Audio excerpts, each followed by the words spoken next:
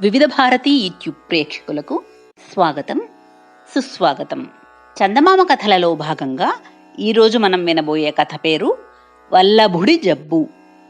వల్లభుడు అనేవాడు పొరుగురు వెళుతూ ఉండగా అడవి మార్గంలో దారి తప్పాడు. ఆ సమయంలో వాడొక చోట నిద్రిస్తున్న నడివయస్కుణ్ణి కాటువేయబోతున్న విషసర్పాన్ని చూశాడు. క్షణం కూడా జాప్యం చేయకుండా వాడు ఆ పామును వెనక నుండి తోక పట్టుకుని దూరంగా విసిరివేశాడు. ఆ అలీకిడికి నడివయస్కుడు లేచి జరిగింది తెలుసుకుని, నాయనా, సమయానికి నా ప్రాణాలు కాపాడి రక్షించావు. ప్రత్యుపకారంగా నేను నీకు నా దగ్గరున్న మాయా సంచిని ఇస్తాను. అది నీవు కోరినప్పుడల్లా ఆహారాన్ని ఇస్తుంది. దానిని నీ అవసరాలకి మాత్రమే వాడుకుంటూ దుర్వినియోగం చేయకుండా సుఖంగా జీవించు అని అన్నాడు. వల్లభుడు ఆశ్చర్యంగా, అటువంటి మాయాసంచి మీకెక్కడది అని అడిగాడు. నేనొక భాగ్యవంతుణ్ణి. నా చుట్టూ చేరిన వారందరినీ, నా మేలు కోరిన వారిని భ్రమించి ఉన్నదంతా పోగొట్టుకున్నాను. నా ఆస్తిని కాజేసిన దుర్మార్గులు నన్ను ఇంటిలో నుండి కూడా వెళ్ళగొట్టారు. నేను న్యాయాధికారికి ఫిర్యాదు చేశాను. ఆ దుర్మార్గులు న్యాయాధికారికి లంచమిచ్చి నాకు దేశ బహిష్కరణ విధించేలా చేశారు. నేను ఈ అడవికి చేరుకుని ఒక మహాత్ముడి కంటబడ్డాను. ఆయన నా దుస్థితికి జాలిపడి నేను చేసిన పుణ్యాన్ని ఒక మాయాసంచిగా మార్చి నాకు ఇచ్చాడు. ఆ సంచి అవసరానికి మాత్రమే వాడుకుంటూ మళ్ళీ మనుషుల మధ్యకు వెళ్ళడం ఇష్టం లేక ఇక్కడే కాలం గడుపుతూ ఉన్నాను. ఇన్నాళ్లకు మనుషుల్లో ఒక మంచివాడిని చూశాను. నాకెంతో తృప్తిగా ఉన్నది అన్నాడు ఆ నడివయస్కుడు.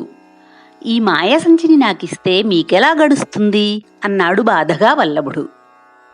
ఇంతకాలం నాకు అపకారం చేసిన వాళ్లకు కూడా డబ్బిచ్చి సహాయపడ్డాను నేను. ఇంతకాలానికి నాకు ఉపకారం చేసిన మొదటి మనిషివి నువ్వు. నీకు ప్రత్యుపకారం చేయకుండా నేను ఉండలేను. నన్ను గురించి ఆలోచించకు. నాకెలాగోలా అలా రోజులు గడుస్తాయి అని అన్నాడు నడివయస్కుడు. అయితే మీరు నాతో వచ్చి ఉండండి, నాకు ఎవ్వరూ లేరు అన్నాడు వల్లభుడు. నడివయస్కుడు దీనికి అంగీకరించాడు. వాళ్ళిద్దరూ కలిసి అతి కష్టం మీద సరైన దారి పట్టుకుని తిరిగి వల్లభుడి గ్రామం చేరుకున్నారు. కొంతకాలం బాగానే గడిచింది. మాయాసంచి ధర్మమా అని వల్లభుడికి తిండి లోటు లేదు. అయితే వాడికి అది తృప్తిగా లేదు. బాగా డబ్బు సంపాదించి మేడలు కట్టి వైభవంగా జీవించాలన్నది వాడి కోరిక. ఆ కోరికను వాడు నడివయస్కుడికి చెప్పాడు. అందుకు నువ్వు స్వయంగా కష్టపడాలి, మాయాసంచిని దుర్వినియోగం చేయకు అని హెచ్చరించాడు నడివయస్కుడు. ఆ సంచిని దుర్వినియోగం చేస్తే ఏమవుతుంది అని అడిగాడు వల్లభుడు. నీకేమీ కాదు.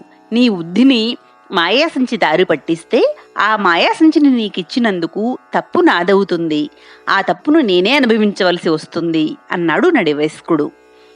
భాగ్యవంతుడు కావాలన్న కోర్కెను చంపుకోలేక వల్లభుడు మాయాసంచితో భోజనం తయారు చేసి అందరికీ అమ్మసాగాడు.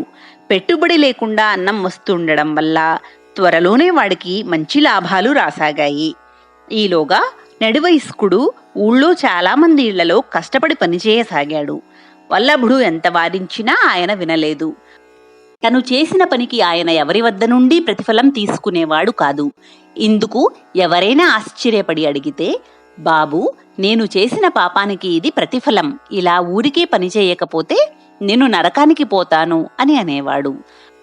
ఊళ్ళో వాళ్ళు కొందరు వల్లభుణ్ణి, నువ్వు ఇంతగా సంపాదిస్తున్నావు కదా, నీతో పాటు ఉండే ఆ పెద్దాయన అంత కష్టపడి పనిచేస్తూ ఉంటే చూస్తూ ఊరుకుంటావేం అని మందలించారు. వల్లభుడు నడివయస్కుడితో ఒకనాడు, నీ మూలంగా నాకు చెడ్డ పేరు వస్తుంది. నువ్వు వాళ్ళ వీళ్ళ ఇళ్లలో పనిచేయడం మానుకో అని అన్నాడు. నడివయస్కుడు వాడి మాటలు లెక్క చేయకుండా, నీ దగ్గర ఉన్న మాయాసంచి నా పుణ్యానికి ప్రతిఫలం. నా పుణ్యం ఉన్నంతకాలమే దాని మహిమ ఉంటుంది. ఆ పుణ్యం తగ్గిపోకుండా నేను ఈ పని చేస్తున్నాను. నువ్వు మాయాసంచిని బాగా ఎక్కువగా వాడుతున్నావు కదా అని అన్నాడు. ఎప్పుడైతే నడివయస్కుడి పుణ్యం తనకు పనికి వస్తుందని తెలిసిందో ఆ తరువాత వల్లభుడు ఇంకా మారు మాట్లాడలేదు. వాడు బాగా ధన సంపాదనలో పడ్డాడు. బాగా డబ్బు సంపాదించి పెద్ద మేడ కట్టి ధనవంతుల ఇంటి పిల్లను పెళ్లి చేసుకున్నాడు కూడా. ఉన్నట్టుండి వాడికి జబ్బు చేసింది.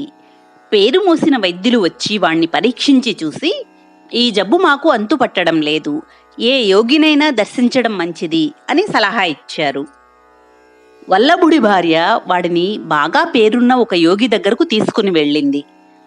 యోగి వాడిని చూస్తూనే, శ్రమ పడకుండా సుఖాలు అనుభవిద్దామని అనుకుంటున్నావు. శరీర శ్రమ లేకుండా, అవసరం లేకుండానే నీకు సంపద పెరుగుతున్నది. అందుకనే నువ్వు రోగాన బారిన పడ్డావు, మంచం పట్టావు అని అన్నాడు యోగి. అదేమిటి స్వామి, మరి నా సంపదను నేను అనుభవించవద్దా అన్నాడు వల్లభుడు. కష్టపడే వారికి అనుభవించే యోగం ఉంటుంది. అదీకాక నువ్వు ఒకరి శ్రమను ఉపయోగించుకుంటున్నావు. ఆ పాపం నిన్ను వేధిస్తున్నది అన్నాడు యోగి.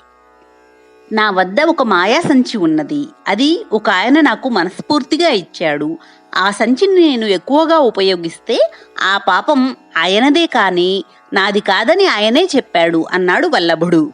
మూర్ఖుడా, నీ పాపాన్న ఆయన స్వీకరించి ఉండవచ్చు. నీ కారణంగా అంతులేని శ్రమకు గురి అయిన ఆయనకు నీ మీద కోపం లేకపోవచ్చు. కానీ ఆయన పడే శ్రమ అంతా పాపంగా మారి నీకు చుట్టుకున్నది. ఇకనైనా బుద్ధి తెచ్చుకుని ఆయనకు సేవలు చేస్తూ అత్యాస మాని బ్రతుకు. నీ జబ్బు తగ్గుతుంది, సుఖపడతావు అన్నాడు యోగి. దానితో వల్లభుడికి తన తప్పు అర్థమై యోగికి నమస్కరించి తన పద్ధతిని మార్చుకుంటాన్ని మాట ఇచ్చాడు. ఆ వెంటనే వాడి జబ్బు తగ్గిపోయింది. ఆ తరువాత నుండి వల్లభుడు మాయా సంచిని తన ఇంటి అవసరాలకు మాత్రమే ఉపయోగించుకుంటూ ధన సంపాదనకు స్వయం కృషి మీద ఆధారపడ్డాడు. నడివయస్కుడిని ఎక్కడా పని చెయ్యనివ్వకుండా తనే ఆయనకు పరిచర్యలు చేస్తూ కన్న తండ్రిలా చూసుకుంటూ ఉన్నాడు. క్రమక్రమంగా వల్లభుడి సంపద పెరగసాగింది. వాడు కలకాలం ఆయురారోగ్యాలతో సకల సంపదలు అనుభవిస్తూ సుఖంగా జీవించసాగాడు. తరువాయి భాగంలో ఇంకొక కథను విందాం. సర్వే జనా సుఖినో భవంతు, లోకా సమస్తా సుఖినో భవంతు. ఓం శాంతి శాంతి శాంతి.